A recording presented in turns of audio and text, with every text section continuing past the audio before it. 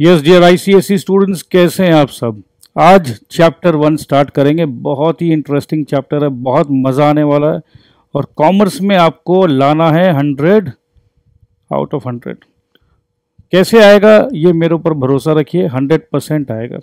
और ये आज के लेक्चर के बाद आपको पूरा यकीन हो जाएगा कि बहुत इजी है। सीबी गुप्ता सर का किताब है ये। Maximum school CB Gupta sir की किताब को रेकमेंड करते हैं, तो मेरे ख्याल से आपके पास भी ये किताब होना चाहिए। अगर बाई चांस आपके पास कोई और ऑथर का किताब है तो इसमें घबराने की बात नहीं है, क्योंकि ICSE question paper as per the syllabus आता है। जो बुक्स लिखे जाते हैं वो एज पर द सिलेबस लिखे जाते हैं। तो किताब का ऑथर कोई भी हो, कंटेंट मोर और लेस वही है 99.999%। तो आप हमारे साथ जुड़ जाइए। कैसे पढ़ाई करना है वो अभी आपको पता चल जाएगा। मैं एकदम वीक से वीक बच्चे को ध्यान में रख के पढ़ाता हूँ। तो बहुत सुपर इंटेलिजेंट बच्चे हैं, उनको लगेगा कि अरे सर तो बहुत बच्चा बच्चा समझ के पढ़ाते हैं। देखो दोस्त, बच्चा बच्चा समझ के पढ़ाते हैं तो एक फ़ायदा आपको होगा, अगर आप बहुत इंटेलिजेंट हो तो आपके दिमाग में ना पूरा का पूरा कॉमर्स आपको रिवीजन करना नहीं पड़ेगा। जो अभी तक का आपका कॉन्सेप्ट था ना, रिवीजन करते हैं, नहीं करना पड़ेगा, क्योंकि इतना धीरे धीरे पढ़ाएंगे आपके दिमाग में अपने आप सब कुछ सेट हो जाएगा। ये प्रॉमिस है। आइए देखते हैं, स्टार्ट करते हैं। Stakeholders. स्टेक होल्डर का मीनिंग सबसे पहले पता होना चाहिए। स्टेक होल्डर्स क्या है भाई? अगर मैं एकदम सिंपल बात करूं तो आप लोगों के पास मम्मी हैं, आप लोगों के पास पापा हैं, ठीक है। अब मम्मी पापा के ऊपर आपका हक है। आप लोग जैसे आप लोग छोटे छोटे बच्चे हो भी, सर छोटे छोटे नहीं, हम लोग क्लास 10 में, अरे ओके बॉयज एंड गर्ल्स। सो आप लोग अपना हक जताते हो कि मैं मम्मी को बोलूंगी कि मेरा 16th बर्थडे आ रहा है, मैं पापा को बोलूंगी कि मेरा 16th बर्थडे आ रहा है, अच्छे 5 स्टार होटल में मनाना होगा, या मेरे को ये गिफ्ट चाहिए, या मेरे को ऐसा चाहिए। तो ये हक आप लोग जताते हो अपने मम्मी और पापा के ऊपर। स्टेक होल्डर का कहीं ना कहीं ऐसा ही कुछ मतलब है, जहां आप अपना हक जता सकते हो, जहां से आपको कुछ बेनिफिट मिल सकता है।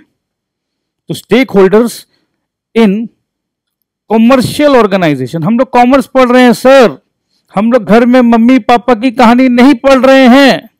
तो सर स्टेक होल्डर हम समझ गए सर, बट अभी हमें ये पढ़ाइए stakeholders in commercial organisation. Commercial organisation का मतलब क्या हुआ बच्चों? Business house. कॉमर्शियल ऑर्गेनाइजेशन का मतलब जो ऑर्गेनाइजेशन कमाने के लिए कुछ कर रहा है, प्रॉफिट के लिए कुछ कर रहा है, commercial organisation. Non profit organisation क्या कॉमर्शियल ऑर्गेनाइजेशन है? No no no no no.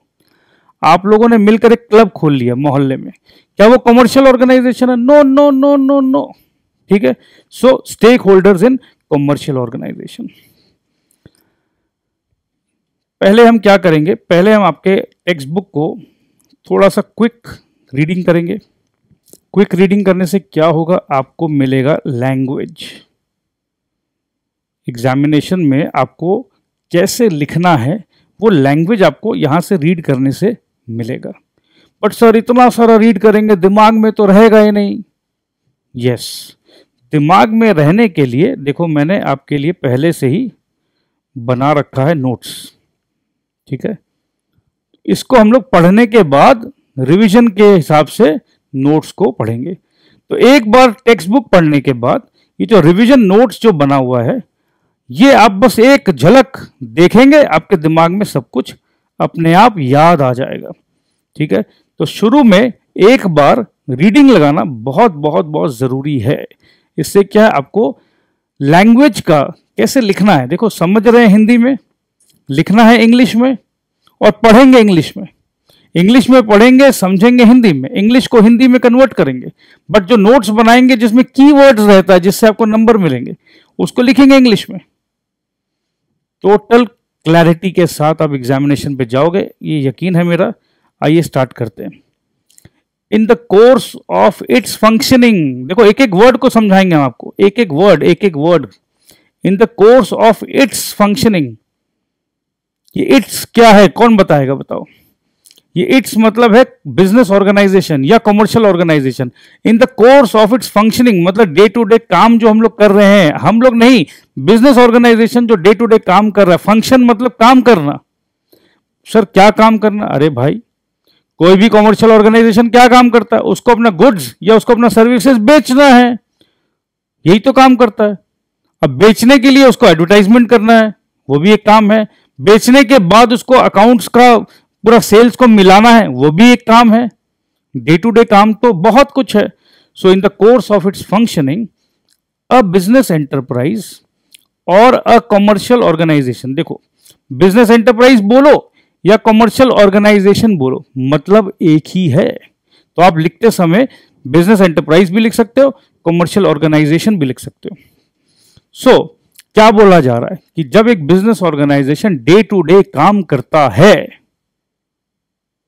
तो वो क्या करता है?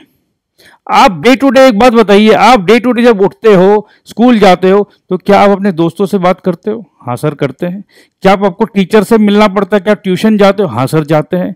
जब आपको भूख लगता है और मम्मी बोली कि जाओ जाओ वहां से कुछ रेस्टोरेंट से कुछ एक होम डिलीवरी लिया, तो क्या आप जाते हो? हाँ सर जाते हैं। जब आप बीमार पड़ते हो क्या आप मेडिसिन लेने जाते हो? हाँ सर हम जाते हैं। तो जिंदगी में डे टू डे आपको बहुत सारे अलग अलग व्यक्ति से इंटरैक्ट करना पड़ता है। हाँ सर करते हैं। तो उसी हिसाब से बिजनेस को भी बहुत सारे अलग अलग सोशल ग्रुप से इंटरैक्ट करना पड़ता है डे टू डे फंक्शनिंग के लिए। तो यही लिखा हुआ है, यही लिखा हुआ है दोस्त। सो अ बिजनेस एंटरप्राइज और कमर्शियल ऑर्गेनाइजेशन इंटरैक्ट्स क्लोजली। जैसे भाई मेरा बहुत अच्छा दोस्त है, बेस्ट फ्रेंड है, मैं तो सब कुछ शेयर कर लेती हूँ उससे। सो बिजनेस ऑर्गेनाइजेशन बड़े क्लोजली इंटरैक्ट करता है with several social groups, several social groups. अब ये हम लोगों को समझना है ये सेवरल सोशल ग्रुप्स क्या है जिससे बिजनेस इंटरैक्ट करता है।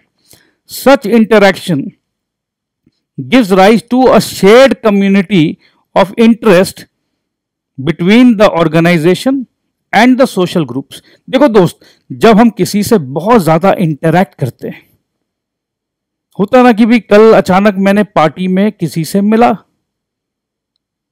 उसके बाद मैंने फोन नंबर एक्सचेंज किया, या मैंने फेसबुक में फ्रेंड रिक्वेस्ट भेजा, या मैंने इंस्टाग्राम में फ्रेंड रिक्वेस्ट भेजा। अब मेरे को धीरे धीरे धीरे धीरे धीरे इंटरैक्शन मेरा बढ़ते जा रहा है। इंटरैक्शन बढ़ने का मतलब क्या है कि इंटरेस्ट बढ़ रहा है, राइट? तो जब भी इंटरैक्शन बढ़ता है तो इंटरेस्ट तो बढ़ता ही है। तो वही लिखा हुआ है, it gives rise to a shared community of interest between the organisation and the social groups that surround it. तो ठीक है जी, इंटरैक्शन है तो इंटरेस्ट भी है, इंटरेस्ट है तो हक है, धीरे धीरे हक होता है ना। Now you are my best friend, now you are my girlfriend. Interest बढ़ गया जी, इंटरेस्ट बढ़ गया तो हक भी बढ़ गया, मतलब तुम्हारे जिंदगी में अब मेरा स्टेक है। कौन थी वो लड़की? किससे बात कर रहे थे? क्यों कर रहे थे? Now I am angry with you. ये जो आप बोलते हो अपने बॉयफ्रेंड को, कहां से बोल रहे हो? ये भावना कहां से आया? क्योंकि अब आपको लग रहा है कि मेरा अधिकार है। या अगर बॉयफ्रेंड गर्लफ्रेंड को बोल रहा है, सर वी आर वेरी शरीफ सर, हम लोग क्लास 10 के बच्चे, सर आप क्या गंदी गंदी बातें करते हो सर, हमारा कोई बॉयफ्रेंड गर्लफ्रेंड नहीं। वेरी गुड, होना भी नहीं चाहिए। This is not the right age guys and the girls. अभी आपको क्या करना है, क्लास 12 तक मन लगा के पढ़ना है। जब आप कॉलेज में जाओगे, क्लास 12 का मार्क्स अगर अच्छा होगा तो अच्छे कॉलेज में जाओगे, अच्छे कॉलेज में जाओगे तब तक आप 18 ईयर्स के हो भी जाओगे, तब आप अपना भला और बुरा थोड़ा सा बेटर समझ पाओगे। बट आजकल के बच्चे तो समझते हैं कि नहीं सर हम अभी से ही बहुत इंटेलिजेंट है। चलिए ये आपकी पर्सनल बातें हैं। तो स्टेक होल्डर का मतलब क्या है? जहां आपका हक है, तुम्हारे जीवन में मेरा हक है, तुम किससे बात करोगे नहीं करोगे ये भी हम बताएंगे, ऐसा होता है ना। तो स्टेक होल्डर कमर्शियल ऑर्गेनाइजेशन में सर बताइए ना, ये तो हम लोग समझ गए। तो आइए मीनिंग ऑफ स्टेक होल्डर समझते हैं। Meaning of stakeholders. The term stakeholders has developed from the word stake, which means an interest or expected benefit. भैया बॉयफ्रेंड का गर्लफ्रेंड में इंटरेस्ट है या एक्सपेक्टेड बेनिफिट, कि भाई ये बेनिफिट मेरे को ही मिलना चाहिए। हाँ, आज तुम्हारा बर्थडे है और तुम किसी और के साथ जा रहे हो, नहीं नहीं नहीं नहीं नहीं, ये बेनिफिट तो, ये हक तो मेरा ही है। ठीक है, समझ गए आप लोग। Stakeholders therefore mean all those individuals, groups and institutions which have a stake in the functioning and performance of a commercial organization। तो भैया तुम कैसे फंक्शन करोगे, भाई बॉयफ्रेंड गर्लफ्रेंड में ये होता ना, तुम क्या करोगे, कब क्या करोगे, कहां जाओगे, किससे मिलोगे, basically how you function the entire day I will decide. या चलो हस्बैंड एंड वाइफ का बात कर लेते हैं, वाइफ बोलते हैं नहीं नहीं मैं डिसाइड करूंगी। So functioning and performance of a commercial organization. So performance अगर खराब हो रहा है तो क्यों हो रहा है, तो स्टेक होल्डर आपस में इंटरेक्ट करते हैं, ये मेरे ख्याल से बात एकदम क्लियर हो गया है। और a business enterprise, so performance of a commercial organisation और अ बिजनेस एंटरप्राइज एक ही बात है। A person is said to be a stakeholder when that person has an interest in the organization। देखो दोस्त, अब ये बार बार वही बात रिपीट हो रहा है। मैंने कहा था ना आपको कि एक बार टेक्स्ट बुक को रीड कर लेंगे, बातों को इतना बार रिपीट किया जाएगा कि आपको रिवीजन नहीं करना पड़ेगा, आपके दिमाग में पूरा का पूरा चैप्टर सेट हो जाएगा। तो कहीं ना कहीं अब आपको सेट हो गया कि अरे भैया सर समझ गए, सर आगे बढ़िए, सर स्टेक होल्डर समझ में आ गया, कहीं इंटरेस्ट है कहीं बेनिफिट है, समझ में आ गया। तो यही हम चाहते हैं, हम एक्स्ट्रा एफर्ट लेंगे, आपके लिए लेंगे, हम बार बार रिपीट करेंगे, चिल्ला चिल्ला के बोलेंगे, घुमा घुमा के बोलेंगे, ताकि आपके दिमाग में सेट हो जाए, आपको डर लगना बंद हो जाए और एग्जामिनेशन में आप आराम से बिना याद किए, बिना रिवाइज किए, याद तो खैर करना ही नहीं पड़ेगा, आप आराम से मन से जो लिख कर आओगे वही राइट आंसर होगा। So a person is said to be a stakeholder when the person has an interest in the organisation. The decisions and actions of the organisation influence the stakeholders directly और indirectly. अब दोस्त एक काम करते हैं, stake holder को बना देते हैं वाइफ और ऑर्गेनाइजेशन को बना देते हैं हस्बैंड। सो जब एक हस्बैंड एक डिसीजन लेगा तो वाइफ के ऊपर इन्फ्लुएंस आएगा, बच्चों के ऊपर इन्फ्लुएंस आएगा, और जब वाइफ भी कुछ डिसीजन लेगी तो बच्चों के ऊपर या हस्बैंड के ऊपर भी इन्फ्लुएंस आएगा। तो वही बात है द डिसीजंस एंड एक्शंस। मैं हस्बैंड हूं, मैंने कुछ एक्शन लिया, मैंने क्या एक्शन लिया आप छोड़ो ना भैया, मैंने कुछ एक्शन लिया बट उसका रिएक्शन तो होगा ना वहां पर। So the decision and action of the organisation influence the stakeholders directly और indirectly. These stakeholders may vary greatly from a few individuals to large institutions such as government। Government तो बहुत large है, ठीक है, इसका मतलब यह कि कमर्शियल ऑर्गेनाइजेशन में गवर्नमेंट कुछ ना कुछ बोल सकता है या बोल सकती है, क्योंकि हम स्टेक होल्डर्स को वाइफ बोल रहे हैं, ठीक है। गवर्नमेंट क्या बोलेगी सर, गवर्नमेंट बोलेगी टैक्स भरा क्या नहीं, जीएसटी दिया क्या नहीं, जीएसटी रिटर्न फाइल किया क्या नहीं, क्योंकि टैक्सेशन का मैटर जो है वो गवर्नमेंट के हाथ में। कमर्शियल ऑर्गेनाइजेशन जो काम करेगा वो गवर्नमेंट के हाथ में। कमर्शियल ऑर्गेनाइजेशन को काम स्टार्ट करने के लिए लाइसेंस चाहिए, वो गवर्नमेंट के पास है। तो इंटरेक्शन हुआ ना। When a commercial organization interacts closely with various groups in a society, a community of interest develops between it and the social groups। ये रिपीट हुआ है दोस्त, जैसे इंटरेक्ट होगा तो इंटरेस्ट जनरेट होगा, ये हम आपको समझा चुके हैं। A commercial organization must seriously consider the interest of its stakeholders। अब ये बता रहे कि देखो तुमको सारे स्टेक होल्डर्स का ध्यान रखना होगा, उनको जो मिलना चाहिए उनको देना होगा। अगर उनको नहीं दोगे तो वो नाराज हो जाएंगे, और अगर वो नाराज हो गए तो वो देखो भैया तुम्हारा खाना पीना सब बंद कर देंगे। अगर मेरी वाइफ मेरे से नाराज हो जाए तो जाओ खाना नहीं देंगे। मैं बोला अरे मेरे मोजे कहाँ हैं, मेरे को नहीं पता, जाओ खुद देख लो। अरे मेरे शर्ट में आयरन नहीं हुआ, जाओ खुद कर लो। तो कहीं ना कहीं क्या आपका हिम्मत है अपने स्टेक होल्डर को नाराज कर देने का? नहीं नहीं नहीं, कभी नहीं करने का। So if it डिसरिगार्ड्स them, if it डिसरिगार्ड्स, कौन किसको डिसरिगार्ड कर रहा है? कमर्शियल ऑर्गेनाइजेशन स्टेक होल्डर को डिसरिगार्ड कर रहा है, जाओ तुम्हारा नहीं सुनते हम। तो क्या होगा? The stakeholder can combine to block और delay its operations. Commercial organisation बहुत हद तक डिपेंडेंट है।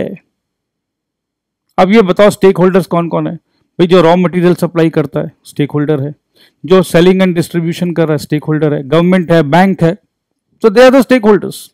क्या बिजनेस बिना बैंक के, बिना गवर्नमेंट के, बिना रॉ मटेरियल सप्लायर्स के क्या फंक्शन कर सकता? नहीं नहीं नहीं, not at all, not at all. अब देखो भैया, स्टेक होल्डर्स जो है, अगर आपकी बीवी, आपकी वाइफ बहुत अच्छी है, आपको समझती है, तो आपका पूरा ख्याल रखती है, तो जिंदगी क्या मजे से गुजरती है।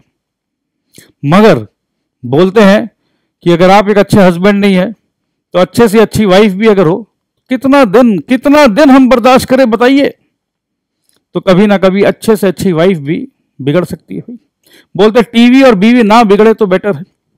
So stakeholders can be both. Stakeholders can have both positive and negative impact on a commercial organisation. Commercial organisation समझ गए, स्टेक होल्डर समझ गए, तो स्टेक होल्डर का पॉजिटिव एंड नेगेटिव इंपैक्ट हो सकता है। मेरी वाइफ मेरा बहुत ख्याल रखती है, बहुत ज़्यादा।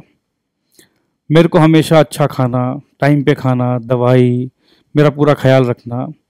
तो जब वो इतना ख्याल रख रही तो मैं भी अच्छा काम कर रहा हूँ, जब मैं उसका ख्याल रख रहा हूँ तो वो भी मेरा अच्छा ख्याल रख रही है।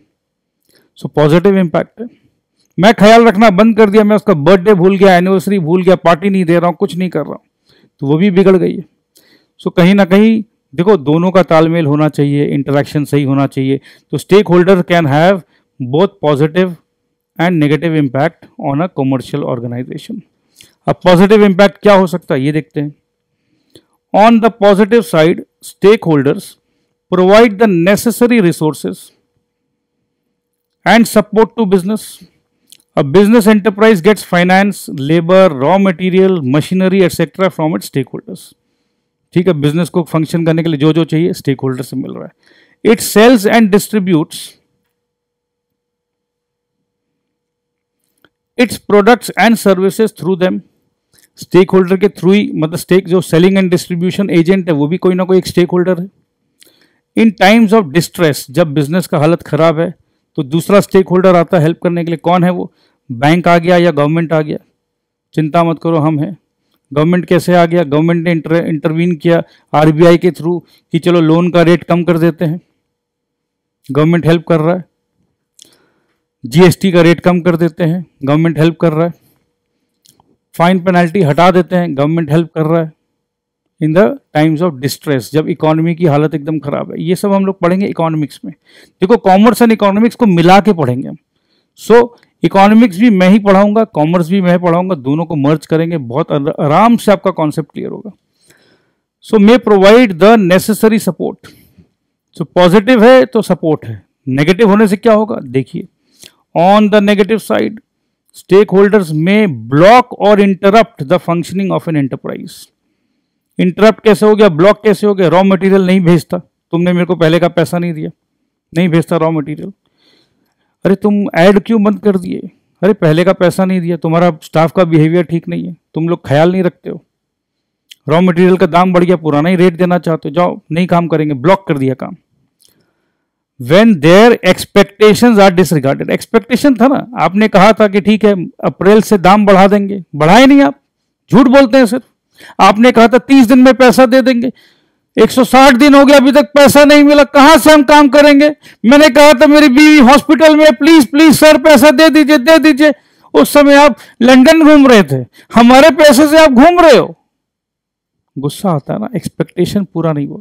पता चला कि मैंने साहब को 1 करोड़ रुपया दे रखा है, आप ऐसा कर दिए जैसे कि मैं अपना पैसा नहीं, मैं भीख मांग रहा हूं। ऐसा हो जाता है, छोटे मोटे सप्लायर्स का बहुत बुरा हाल होता है। मेरा भाई है, ट्रांसपोर्टेशन करता है, वो आके बोलता है कि भाई ऐसा हालत हो गया है कि जैसे हमने गुनाह कर दिया है। कंपनीज का, बड़ा बड़ा कंपनीज का काम किया और अपना ही पैसा मांगने जाते हैं तो नहीं देते। जाओ कल से हम आपका काम नहीं करेंगे। तो ऐसा होता है। Therefore, stakeholders play a vital role in determining the success or failure of a business enterprise. अगर ट्रांसपोर्टर स्ट्राइक कर दे तो जितना भी प्रोडक्ट मैंने मैन्युफैक्चर किया है वो तो अब जाएगा नहीं। तो इम्पॉर्टेंट है ना भाई, अगर वो प्रोडक्ट ही नहीं जाएगा तो बिकेगा नहीं, बिकेगा नहीं तो पैसा नहीं आएगा। वो प्रोडक्ट पड़े पड़े पड़े पड़े समझ लो 3 महीना में खत्म हो जाएगा, एक्सपायर हो जाएगा, तो पूरा टोटल लॉस। तो स्टेक होल्डर इंपॉर्टेंट होते हैं भाई। A commercial organisation can not survive and grow for long without taking care of the interest या stake of its stakeholders. तो कहने का मतलब यह है कि भैया बीवी को नाराज मत करो। यहाँ तो ऐसा है कि एक बीवी नहीं, बहुत सारी बीवी है, मिलकर पटाई करेगी तो बहुत बुरा हाल हो जाएगा। तो पूरा ध्यान रखने का। अब ये लास्ट पैराग्राफ है, उसके बाद हम समराइज कर लेंगे। According to George Goyder, industry in the 20th century can no longer be regarded as a private management for enriching shareholders. Shareholders वो होते हैं जिन्होंने कंपनी में पैसा लगाया है। मैं पैसा लगाया तो सारा मुनाफा मेरा होना चाहिए, नहीं, अब वो जमाना खत्म हो गया। Shareholder and stakeholder को हम नेक्स्ट क्लास में बताएंगे अच्छे से, तो अभी हम इसको थोड़ा सा आगे बढ़ रहे हैं।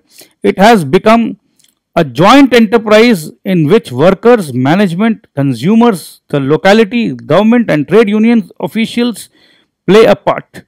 तो क्या पहले क्या होता था भैया, जिसने पैसा लगाया, जिसने कंपनी खोला, सारा मुनाफा, सारा ख्याल उसी का रखा जाएगा। अब जमाना बदल गया है।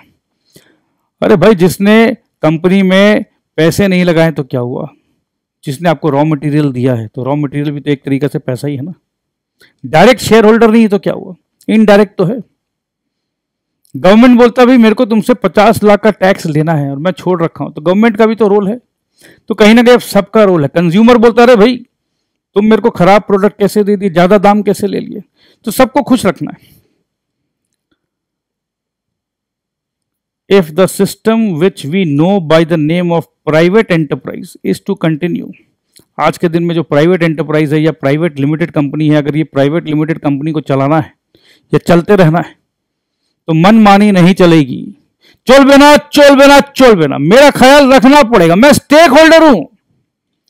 सम way must be found, some way must be found. आज से 50 साल पहले वेस्ट बंगाल में बहुत जबरदस्त यूनियन होते थे, फैक्ट्रीज में स्ट्राइक हो जाते थे, क्योंकि लेबर्स को उनका हक नहीं मिला करता था।